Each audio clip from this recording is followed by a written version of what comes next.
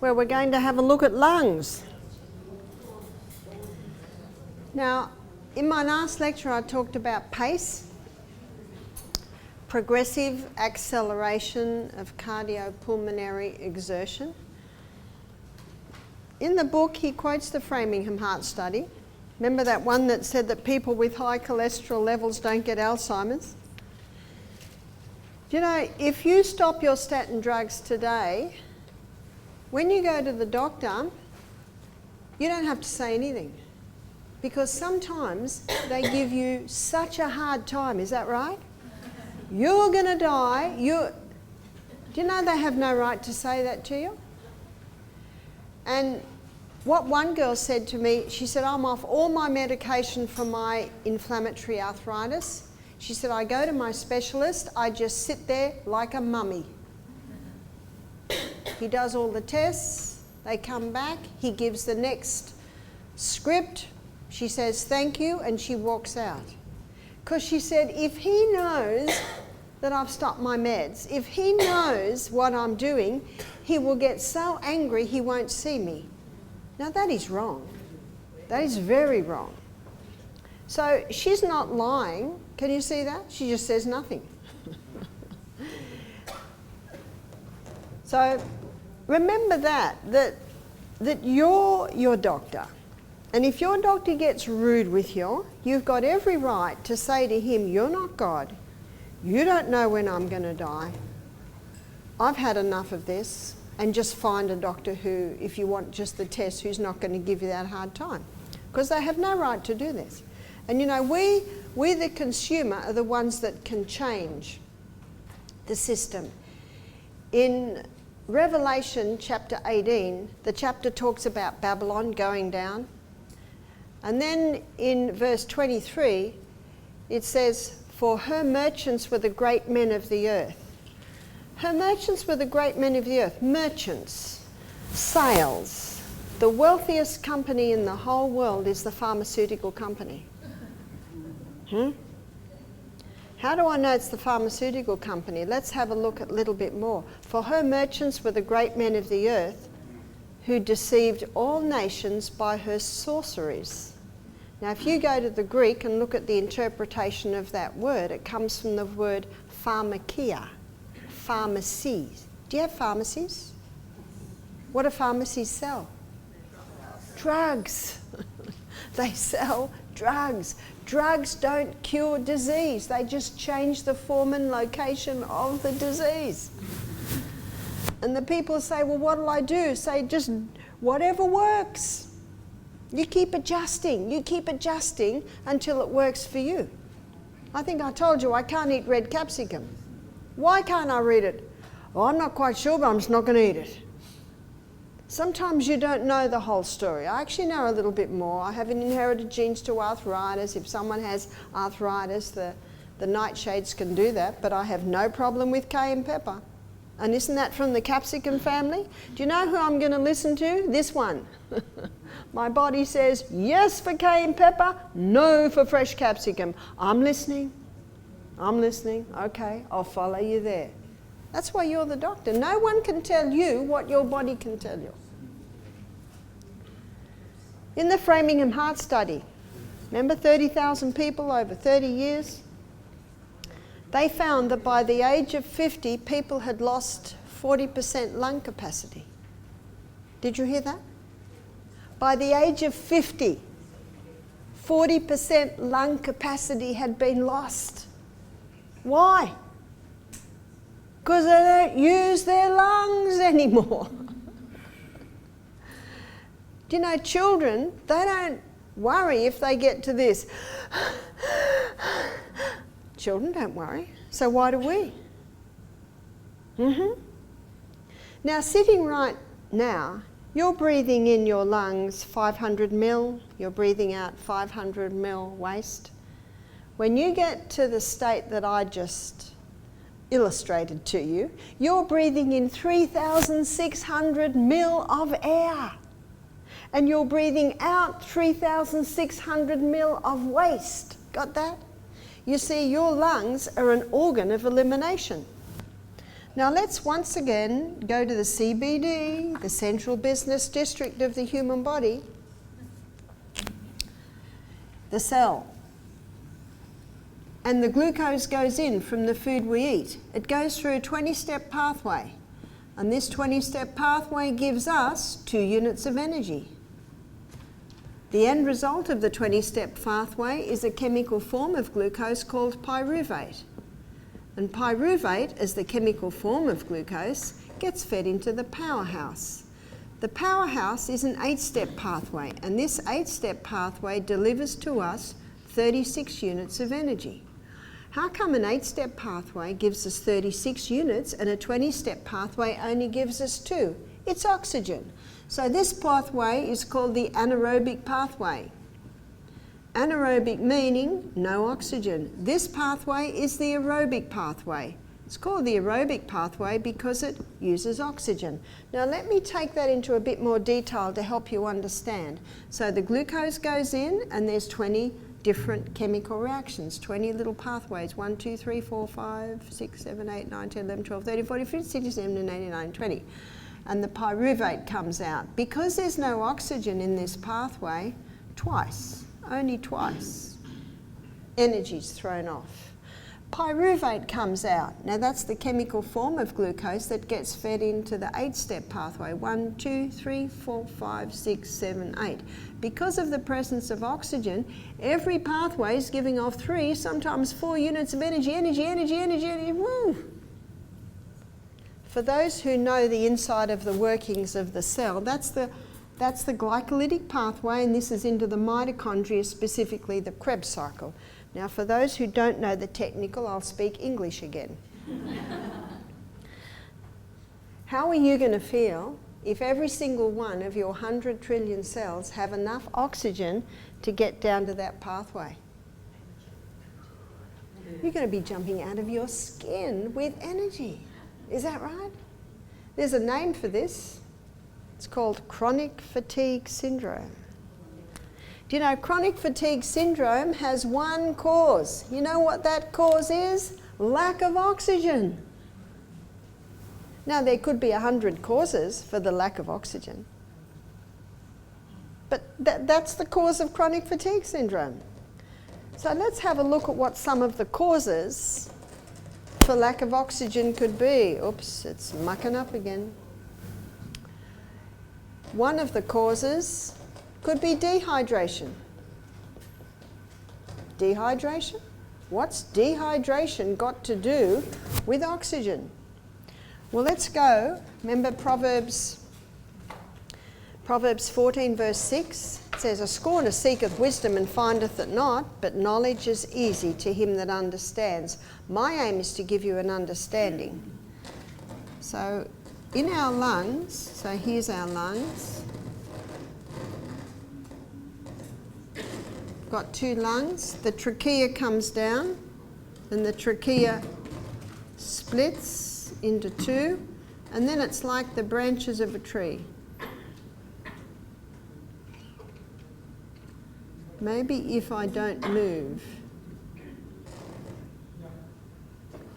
So it's like the branches of a tree, and let's magnify the end of the branch. The end of the branch has got looks like a little bunch of grapes, and they're called the alveoli. You've heard of the alveoli?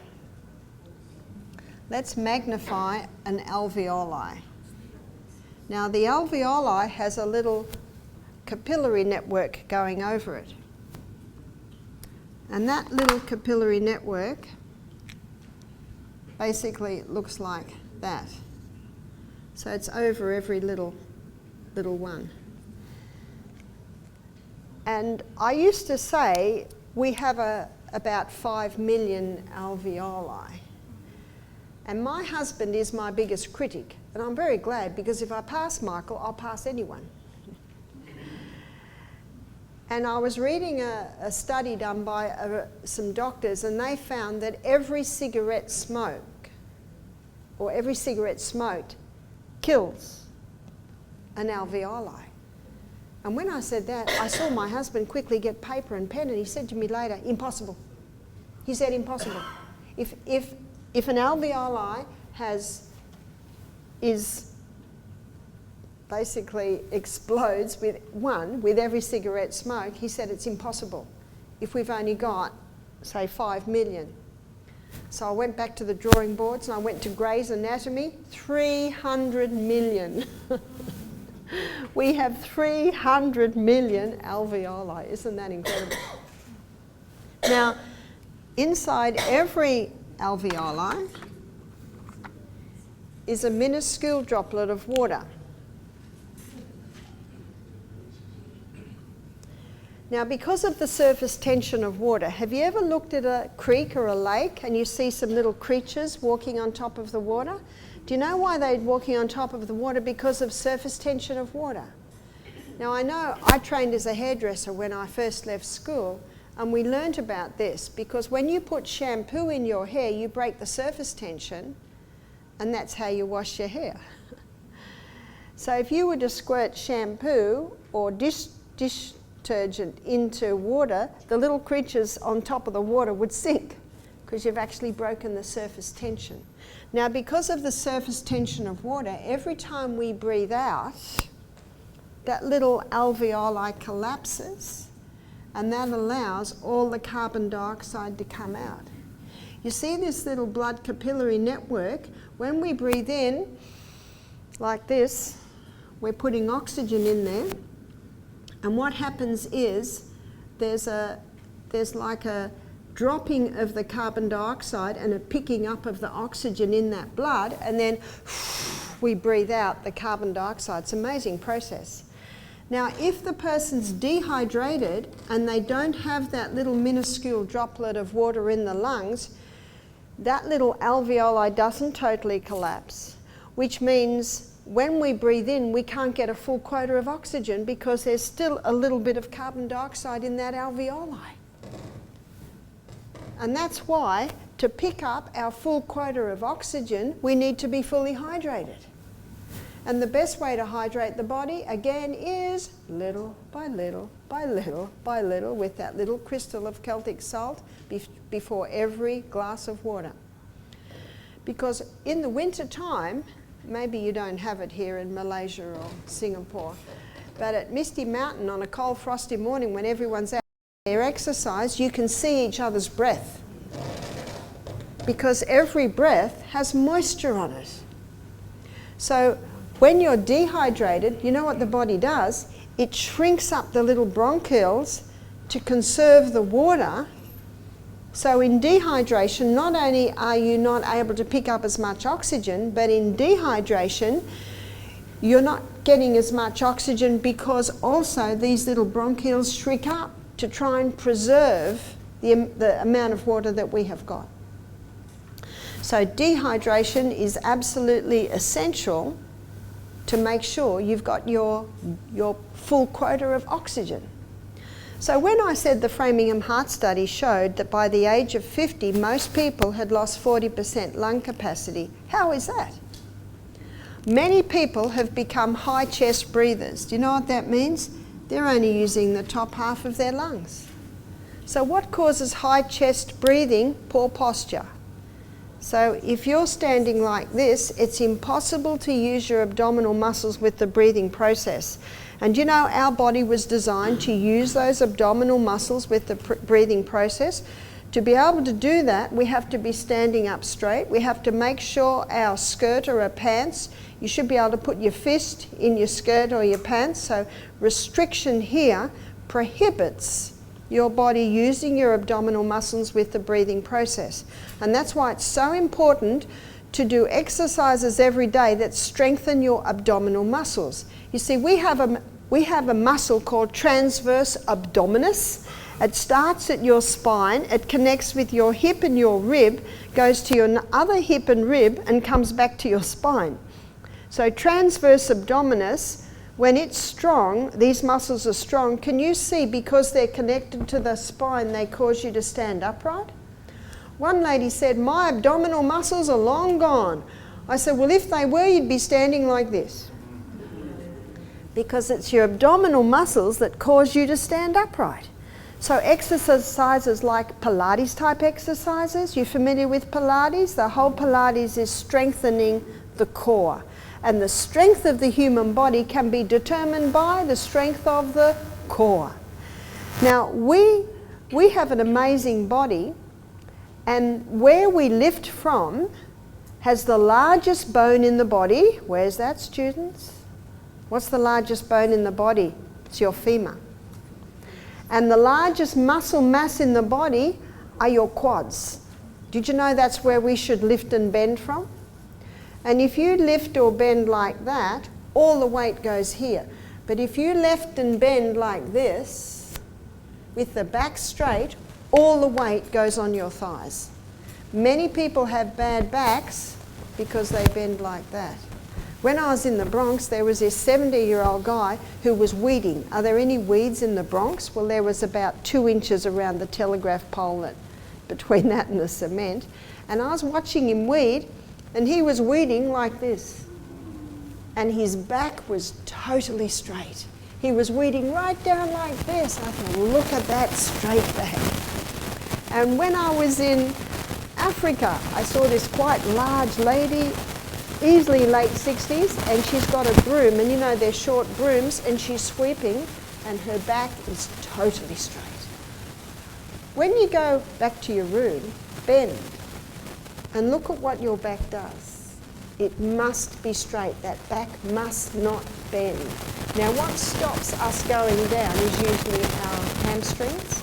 So you can stretch out your hamstrings. Do it every day. Go down a little bit further, but keep that back straight. And when you lift, I think we all know that, don't we? Now, this is how I'm about to demonstrate to you how an 18-month to 3-year-old picks up a ball. I'll take the microphone away. They go like this.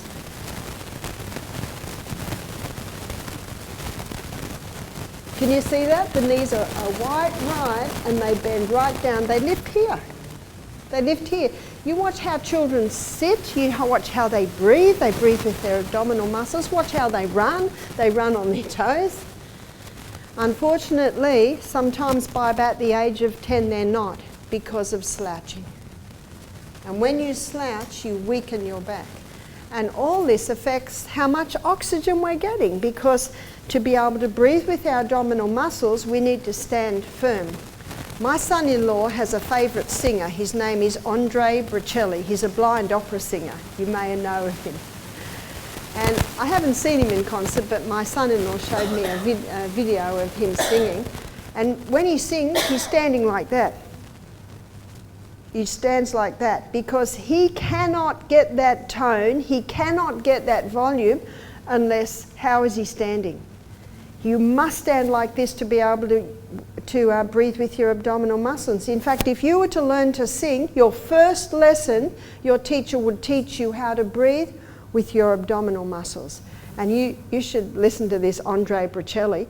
You think that he can't go any further, and he goes up onto a higher note and goes even longer. Now, there is training there, but he cannot do that unless he breathes with his abdominal muscles. So be very mindful. Some of our guests do yoga, and in yoga, it's one of the first things they teach you is breathe with your abdominal muscles. So not only is hydration important for chronic fatigue syndrome, so is posture. Be very mindful of your posture. In fact, why not make it a little task to do over these next few days? Keep your eye on each other. And when you're sitting at the table, how are you going to sit? Shoulders must be back, back straight. It's actually even a good idea to overdo it, and then you'll naturally come back to a better way of standing. In a little book called Counsel on Diet and Food, I read this quite amazing statement, and it's a comment on young Daniel. Remember Daniel in the Bible who refused the king's food and wine and just ate the simple food and drank water? Here's the comment. It's quite a large sentence. The first one is, the erect form, the fair countenance, the undimmed senses, the untainted breath, all so many certificates of good habits. insignia of the nobility with which nature honours those who are obedient to her laws. It's quite a statement, isn't it? They're the insignia. In fact, there's the certificates that I'm interested in for people who want to work at our health centre. I'm more interested in that than any paper certificates they may have, is that they live the life. Is that right? But notice the first one is the erect form, standing tall. We are princes and princesses of the Most High God, and we should stand accordingly. Is that right? Do you know you feel better about everything when you're standing tall and you're standing firm? So strengthen those abdominal muscles. Be mindful of your posture. Remember, you can train your body to do this. Make sure you're well hydrated. In my last lecture, I showed you the most powerful way to oxygenate your body is exercise. And the exercise that gets that breathing, remember, 3,500 mils of air when you're breathing deeply after your high intensity exercise. So high intensity interval training, very important, because those lungs need to be challenged. Strength comes by exercise. There is no other way. Sometimes when I push myself, I think I mentioned the other day, when I get to 20 seconds high intensity, my body says that'll do. And when I get to 25 seconds, my body says this is getting ridiculous. And when I get to 30 seconds high intensity, I nearly feel like I'm dying. And sometimes, I'm like this, my lungs hurt. I love that. I've just stretched them out. So this is the sort of exercise that will prevent losing lung capacity. Framingham Heart Study said by the age of 50, people had lost 40% lung capacity. By the age of 80, 60% loss of lung capacity. What does that mean? Does that mean that only 40% of their cells are producing that? Lost 40% lung capacity? Does that mean only 60% of their cells are producing that? How many people do you meet that say, I'm always tired, I've got no energy? How do you get it? Move. And if you say to someone with chronic fatigue syndrome, do you exercise? What's the answer? Oh, you don't understand. I've got no energy. Well, guess how you get it? You move. One lady, when she heard this, she thought, right, even though I've got no energy, I'm just going to push myself. And she did a big 5K jog just about, came back like she was nearly dead, fell on the lounge and said, see, I told you exercise was no good for me. One lady, she decided she was going to start. You know, you start where you're at. And she walked around the house the first day. Second day, she walked around the house twice. Third day, she walked around the house 3 times. Fourth day, she walked around the house 4 times. Fifth day, she walked around the block. Can you see that? You just start where you're at. You just push yourself a little bit more. Make it your aim to go a bit further every day, a bit further in your time. And little by little, remember the book PACE? Progressive. This thing is progressive. The more you do it, the stronger you'll get, and the easier it will become. In a little book called Counsels on Health, I think it's page 57, I read this. In a short while, you will so experience the benefits of pure air and oxygen, you wouldn't live, pure air and exercise, you wouldn't live without these blessings, and I have found that to be true. No matter where I am, know what I'm doing. Whenever I go somewhere, the first thing I do, I'm looking now, where can I walk in the morning? Where can I go? Where am I able to do this? The more hectic my program, the more I exercise. Have you heard the old saying, you will receive more energy than you expend on your morning walk? I've just explained why. Because when you're getting those molecules of oxygen, that's where you're getting to, the 36 units of energy. We have a guy at our health retreat, his name's Howard. Howard's 54, he looks 38. He's been working for us for 15, 16 years now. And he's always jumping out of his skin with energy. He's what they call a live wire. We've worked with him for 16 years now. Howard's always the same. He's Dutch-Indonesian. His wife, Evelyn, and their 2 boys. There's 2 boys, they do all our mowing. Massage therapist and exercise coordinator, and he also runs the steam bath. His wife, she homeschools their boys, and sometimes she'll come on and do massage if we need someone else. And the guests are shocked at his age. Why does he look like that? Let me give you his daily program. He rides his bike to work. We have 450 acres, so if he walked to work, it might take him 15 minutes. If he rides, it takes him 5 minutes. If he were to drive a car, maybe it'd take 3 minutes. And we're quite hilly, and our top rooms are at the top of the hill. He rides his bike up the hill like this. In fact, the guests can hear him coming. He wakes the guests up, he rides back down, wakes the other guests where our main lodge is. Then he does stretches with the guests, and then he takes them on their walk. Now we have some guests that walk fast, some that walk slow. He runs from different groups the whole time, and that's about an hour. And when he gets back and goes home, then he walks with his wife, and then he has breakfast, and then he comes back and massages all morning. That's pretty hectic. And then he takes the guests to a Pilates class. So at 1 o'clock for half an hour, he takes the guests through Pilates type exercising, strengthening the core. And then he goes home and has his lunch.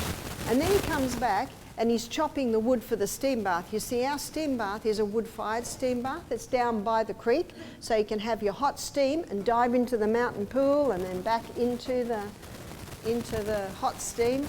So he's chopping wood for the steam bath. What he does for fun about 3 nights a week, he puts his bicycle in the back of his car, because we're on a dirt road, and drives to where the tar starts and then does a 40k ride just for fun. That's Howard. So I say to people, you want to have his energy? What do you got to do? And you know what? He's always laughing. He's always happy. You see, we've got 1 trillion brain cells, so these energy cycles are in the brain. Dr. Neil Nedley, he says, for a very depressed, bipolar, schizophrenic patient, he puts them on 7 hours of exercise a day. 7 hours of exercise a day? Now, that's not 7 hours of high-intensity interval training. That might be walking or cycling. He says after 1 week, they are so improved, they can go to a 1 hour a day maintenance dose or 15 minutes high-intensity interval training. Cheap medicine. That'll blow the cobwebs out of the brain, won't it? So what else is important for the lungs to be working well? There are some things that must stop. Wheat must stop. Why must wheat stop? Well, it was hybridised in the 50s, went worldwide in the 70s.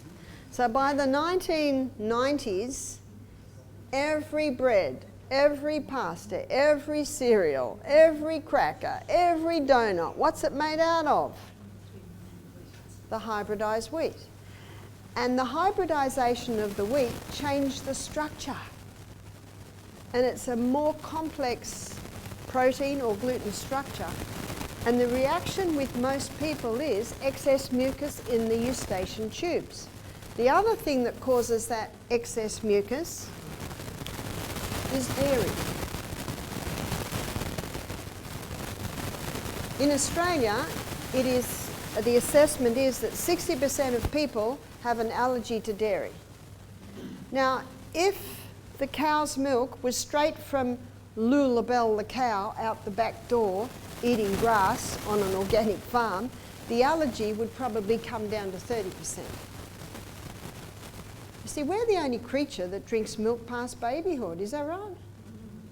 People say, what milk do you drink? I say, I'm weaned, I eat food. Milk is for babies. And yet, The milk in Australia today in the supermarket, and I'm sure in your country it would be the same, it's been pasteurised, it's been homogenised, and that changes the structure of the milk. In fact, if you were to give the cow's milk in the supermarket to a newborn baby calf, that calf would die. You see, pasteurisation of the milk kills all the bacteria, but it also kills the healthy bacteria and kills all the vitamin C's.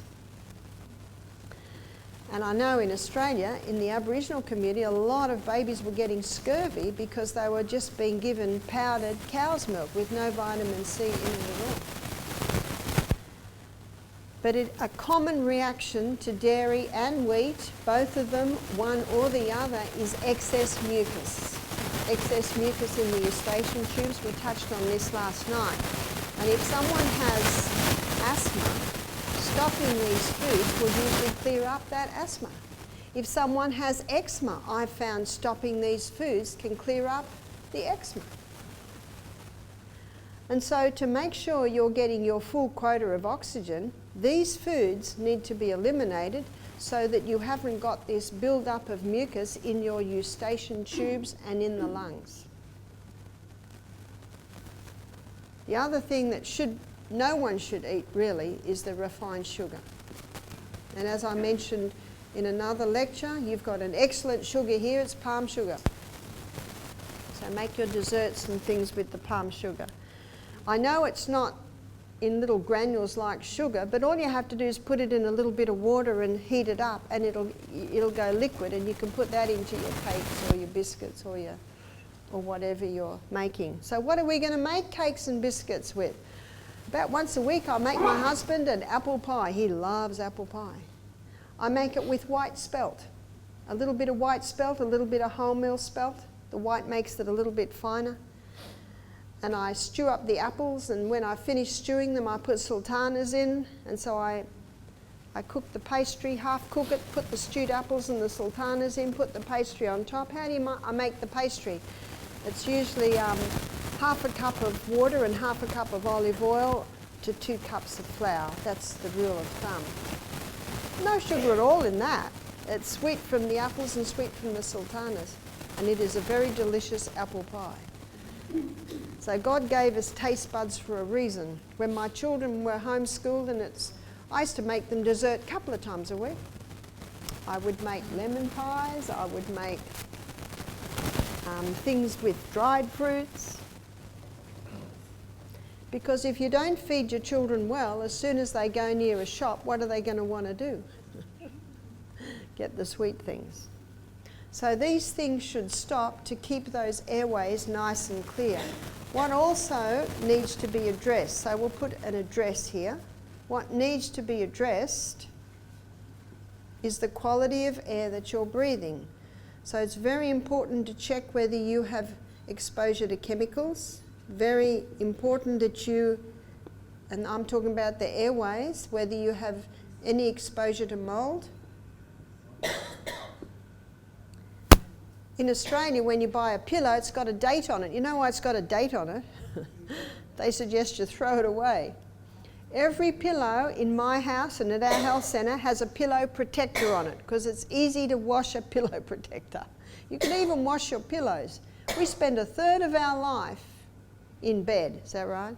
A third of our life in bed. So you've got to seriously address the quality of your bedding, and when I say quality of your bedding, make sure you haven't got chemical exposure in quilts and things that are made out of plastic type materials. I remember I was in New Zealand and I went into the room I was staying and the blankets were made out of like a polyester, and I thought, oh dear. First night I thought, no, it's not keeping me warm. And then I looked on top of the cupboard and there was a big container full of woolen blankets. So I got a chair and I climbed up and I got the woolly blankets. Go for your natural fibres.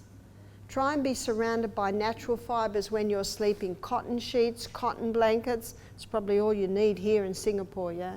Is cotton blankets. Ones that breathe. Yes?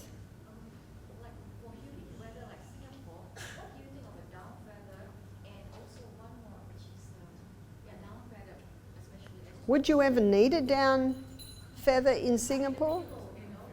Well, some rooms, if I was to sleep in this room, I'd probably need a down feather because it's so cold in here. I find that the air conditioning is often very cold. But one of the problems with down, and I have a down quilt on my bed, but if you're in a moist environment, those feathers can absorb the moisture. And if that's not aired, then that can grow mould. So that's one thing you would have to be careful of. Mind you, in our health retreat, just about every quilt in every room is either feather or wool, but we've just gone into winter and we're cold. Yeah. Oh, the silk's very good. You see, the natural fibre breathes. You just need to be mindful of what we all should do when we get up in the morning is take the bedclothes back and let the bed have an air, because we lose moisture in the night. That's why you have to be careful of your bed, that there's no mould in your pillows. And if you have a night where you perspire a lot, that goes into your bedding. So it's very important to make sure there's fans on, or if the air conditioner is working well, that can take moisture out of the air. I noticed this morning when I woke up, there was no moisture at all in my shower from my shower last night. I thought, oh, this is good because it's taking the moisture out of the air. When I was in Bermuda, you see, it's only a mile wide and it's 21 miles long. And everything's moist. Everything's damp in Bermuda. So they would have to use their air conditioners and their fans. They'd have to be on the whole time to try and dry things out. But they're just things to keep an eye on. When the sun shines out, that's the beauty. You have a lot of sunshine. You can throw your bedding out onto the sun. You can peg up your clothes, your pillows, let them have a good sun, because the sun is a powerful detoxer and cleanser. Let it go very, very deep. So that's what must be addressed, is chemicals, mould, your bedding. If you wake up tired every morning, what you've got to check is, how late did you eat? Have you got fresh air in that bedroom? Assess your pillows underneath your bed. That's why at our health retreat we have no carpet, because carpet is something that can harbour dampness. And when dampness gets in carpet, what have you got then? You've got mould in carpet. So ideally, have your wood floors, your tile floors. I'm sure in this hot climate most people do have. They're so easy to keep clean. Are there any questions as we finish our lung lecture?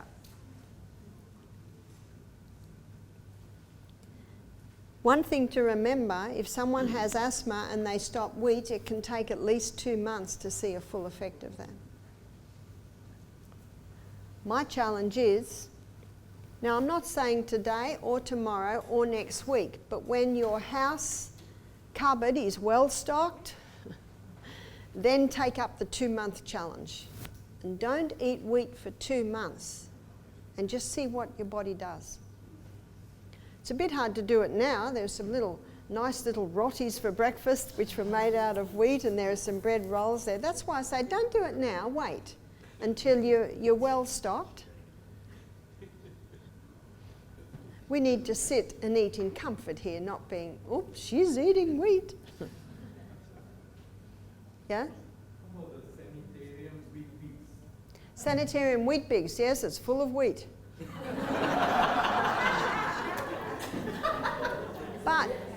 But in Australia, because they recognise the demand for gluten-free now and how many people are gluten intolerant, Sanitarium make gluten-free wheat bix. Now in Australia, sorghum has always been grown, it's a grain, for cow food. They discovered that sorghum is a grain that's gluten-free, so they're making a gluten-free wheat bix out of sorghum. Have you heard of sorghum? I know in Australia you can even buy sorghum flour. Sorghum.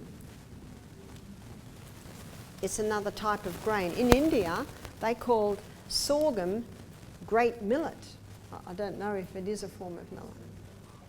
Because when I was in India and I talked about eliminating wheat, dairy and sugar, a man came to me and she said, Barbara, you may not realise it, but you've just taken all our food away. As we live on it.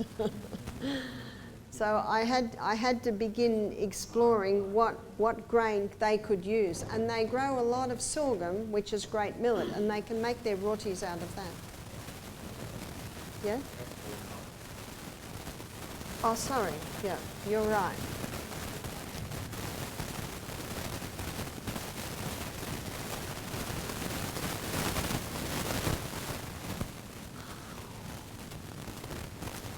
I know there's a few teachers here and I'm very thankful. I need help. Barbara, can you explain why people who don't smoke get lung cancer? Why people that smoke? Why people that don't smoke get lung cancer? Sorry, I forgot something very important here. You've got to stop the cigarettes. If people that don't smoke get lung cancer, you've got to put their detective hat on. They've breathed in mould. Breathing in mould can give lung cancer. Breathing in chemicals can give lung cancer. There is always a reason. Always a reason. Because remember Proverbs 26 verse 2? The curse causeless shall not come. There is always a reason for lung cancer. And unfortunately in medicine today, people are just told they've got diabetes or they've got depression or they've got lung cancer. There's a reason. It defies reason to say you just got this disease. That can't happen.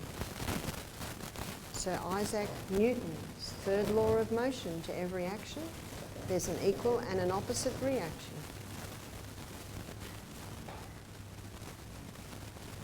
That's why I always put the detective hat on. There is a reason. So if someone comes to me with lung cancer and they've never smoked, my next question is, did your father smoke? Did your mother smoke? Did your husband smoke? My auntie died of lung cancer and she'd never had a cigarette in her life, but her husband of 25 years smoked in the house, in the bedroom. She died at 68, he died at 85. Do you know there can be a whole lot of factors coming in? But that's incredible. In fact, I think it's fairly well acknowledged that passive smoke can be even more dangerous than the person smoking. In Australia, it's illegal to smoke in a car with children in the car. Yeah? There is a great problem in Singapore. As a pedestrians, there are lots of smokers walk by the Yeah. HDB flat and everything. Every morning I go to work, I have a few puffs. Yes. It is a problem when you're walking past people, unless you can pull your top up and...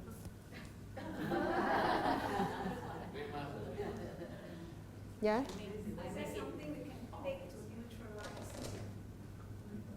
Is there something you can take to neutralise it? Go to the beautiful gardens and breathe in those beautiful, because all the leaves of the trees, especially pine trees, are particularly healing, is the air coming off pine tree. There's your negative ions. Yeah?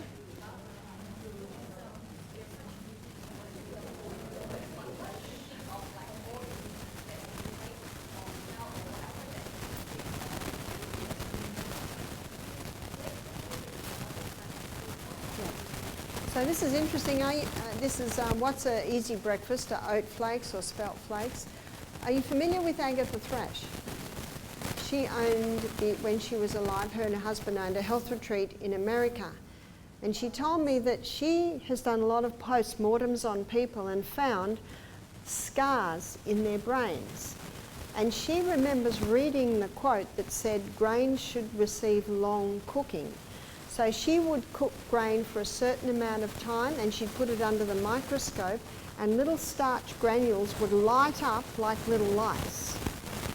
And when people cook oats, you know, the quick oats, the starch granules aren't broken down. And those starch granules are several times the size of a red blood cell And she showed how they get caught in blood vessels, and she believes this is all the scarring she saw in her post-mortems. So long, slow cooking. So what you do is you get a crock pot.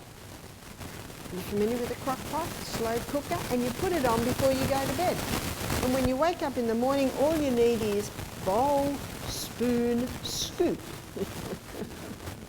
So you just have to, it's just a matter of pre-planning. So remember that with the quick oats. They might be quick oats, but they're going to put scars in your brain. That's why muesli is not a good food, unless it's been toasted. When you toast things, it quickly breaks down the starch granules. Yes? Steel cut oats, probably, yeah, but crock pot. Millet is a very good breakfast. People that are celiac, they can't handle oats, but people who are gluten sensitive or intolerant, they usually can handle oats. What are the symptoms of being gluten intolerant? The two most common symptoms are brain fog and bloating. And how many people have both of those? Brain fog and bloating, yeah? Looks like mold is a big problem. Most of us stay in the house for many years. Probably there are molds everywhere. How do we get rid of it? How do you get rid of mold? The best way to get rid of mold is white vinegar. And that's why if you have fans in your house, never turn them off. My husband assures me it takes hardly any electricity at all to have a fan on. And I don't know much about air conditioners, but I imagine they have to be regularly serviced, because you can imagine if there's mold in the air conditioner, it's just pumping mold into the air that you're breathing. I had a guy come, only 22 years of age, with chronic fatigue syndrome. He couldn't work, couldn't surf anymore. And I said, what do you do for a job? He said, I'm an air conditioning mechanic. Now, as the apprentice, he gets sent to fix up all the broken down air conditioners. So he's dealing with mold all the time. You see, this is, if someone has mold in their body, mold thrives in an anaerobic environment. How much energy are they getting compared to what they should be getting? That's why one of the causes of chronic fatigue syndrome is mold. I have found in 9 cases out of 10 of people who've come to me with chronic fatigue syndrome, when I investigate their history, there's mold exposure. And I've had 2 men do our program within about 3 months of each other who got depression 6 months after moving into a mouldy house. Because where are their brain cells running? Up there instead of there. You see why we all should be private investigators? Because there is always a reason. You've got to investigate that. So if you have mold in your house, spray it with white vinegar and quickly leave the room. Come back 10 minutes later and it'll be dead. Then you wipe it up. And then you get clove oil or oregano oil or tea tree oil, or the other one is thyme oil. They're very strong antifungal, and wipe it over. And then find out why that mold is there. It shouldn't be there. Is there a leaking tap behind? Did the carpet get damp? Well, that carpet has to go. What's your health worth? Or you could do what the Bible says and just destroy the house.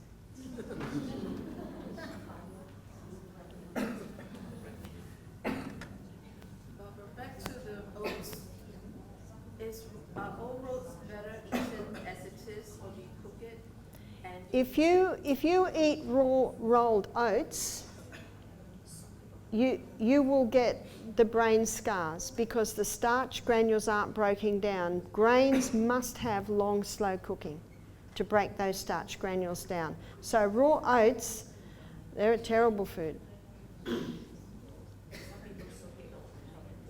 If you soak it, that's still not enough.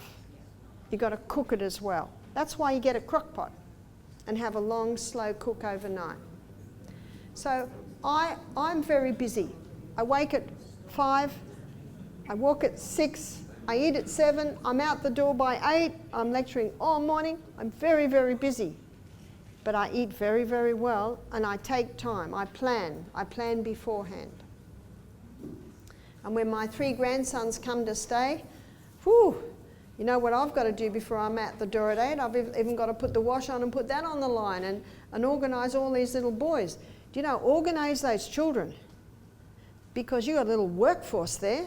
So one's clearing the table, the other one's stacking the plates, I'm washing, we've got 2 drying, and we get that whole kitchen cleaned up and out the door by 8. It's just pre-planning, yeah? I think we need to mention opening our windows so that the sun Oh yes, can kill yeah, all the moles. yes. Because sun kills mould. Now last night when I heard that storm coming, I opened my windows wide. I heard you might have some mosquitoes, so I kept my sheer curtains shut. Yeah, the sun's very important. I love it when you get sun in the bedrooms. That's very nice. It's such a bit trouble about you're saying margarine is not good, but how about butter? I think. Okay, what about butter? Now, if you can find an organic farm that has an organic cow that eats organic grass, can you do that? No, no, you can't. So it's almost impossible. So what do I, pardon? That would be heaven. That'd be heaven. So what I put on my bread is olive oil. And what my husband puts on his bread is avocado. And there are some butters you can make. I know we've got one, and it's, I think it's olive oil, coconut oil, a little bit of soy milk and carrot juice, and that's all blended up, and it actually looks like butter, spreads like butter. I don't make it because I just put olive oil on my bread. Some people like coconut oil on their bread. Put a bit of salt on too, because if it was butter, it's fat and salt, so you put that on. So you just have to play with that. You know, avocados are very, Michael calls that God's butter. So there are a few things, yeah? If we're eating oats that is not fully cooked and we have holes in our bread, is there a remedy to cure all this? Yes, there is a remedy, and I'm going to show you the remedy tomorrow morning at 11 o'clock, where I talk about healing the brain. And I touched on last night too, the coconut oil can heal it. Do you have a good spelt bread recipe that you can share? If you Google it, you'll find a good one. We do a sourdough. We did try some. Mm-hmm. Bread should not be heavy and sour, but light and sweet. And a well-made sourdough bread is always light and sweet. Yeah. What do you think of sprouted wheat bread? Sprouted wheat bread, it is better because the sprouting process has totally broke down the protein or the gluten in the grain. But I find it a very heavy bread, and not everyone can handle the heavy breads. Yes? How much oil do you eat daily, like coconut oil or olive oil? Well, if you've got dementia or Alzheimer's, you could have a tablespoon 3 times a day. So sometimes you will increase it medicinally. If someone is epileptic, you know, a high-fat diet can heal their epilepsy. But probably the average person, I think I might have about a teaspoon of olive oil per meal. I put it on my baked potatoes. I put it on my sourdough spelt toast in the morning. I don't usually eat much at night if I eat. Yeah? Coconut milk and coconut oil makes a lot of difference. I mean, what's the difference between the What's the between coconut milk and the oil? Is there The oil is a concentrate, and if you're using it medicinally, you need that concentrate. And you would have to eat an enormous amount of coconut to get a tablespoon of olive oil, coconut oil. You almost couldn't eat that much coconut. So it's a concentrated food that is being used medicinally. how about coconut cream? Coconut cream, that's not coconut oil, but coconut cream is a delicious thing that you can use. Remember, saturated fat doesn't cause heart disease. Yes? To say that I learned that we can make coconut oil from dry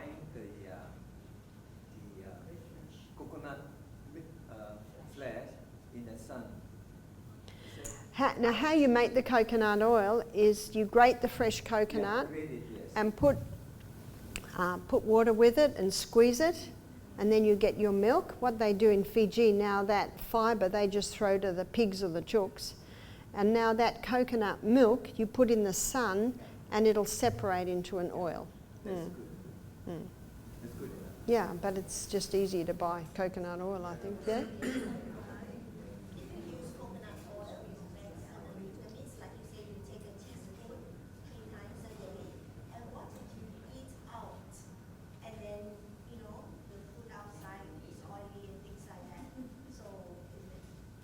Well, there's not much you can do about that. If you eat out, you don't know. And we're eating out every meal. We just pray for it and trust that we're doing the best that we can. It's not the odd day you do it, and it's not the odd day you don't do it. It's what you do every day that matters. Because what I eat at home is what I mostly do, and even when I travel, I'm able to eat well. On the plane, I got rice and black beans, and I had a few things in my bag. I didn't realise when you get to Singapore, you can just about have a bag full of food. They don't seem to mind. But in Australia, you can't take any food into Australia. I would have brought a little bit more with me if I'd known that. A bit about triglyceride. If you have triglyceride, One of the worst triglycerides is what's broken down from a high carbohydrate diet. And that shocks most people. See, triglyceride is a fat that's broken down from eating high carbohydrates. And what the body does is it dumps it on the inactive parts of the body, say the belly, the buttocks, the thighs, the arms, and when they're full, then it goes inside into the liver, the kidneys.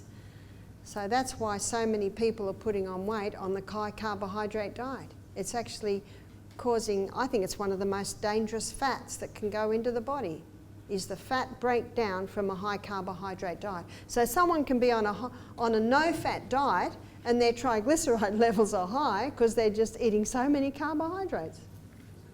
Is it because of the wrong kind of carbohydrates, like alcohol? You can even overdo The good carbohydrates, the good carbohydrates. like brown rice? If you, well, probably the worst carbohydrate is wheat. And the book Wheat Belly by Dr. William Davis, he explains it very, very well. He not only explains what they've done to the wheat, he also shows how this high carbohydrate dumps in your body as triglycerides.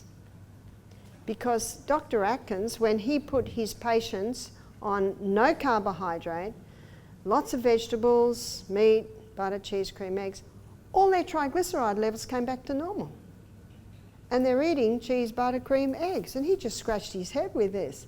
And then when he investigated further, he realised the triglyceride breakdown in the body comes from the high carbohydrates. Doesn't mean carbohydrates are bad. It's only when they're overdone and refined. That's when a problem arises. Time to stop. Let's pray. Father in heaven, thank you so much for all this information. We pray, Father, that you will show us how to implement it into our lives. And we pray this in Jesus' name. Amen.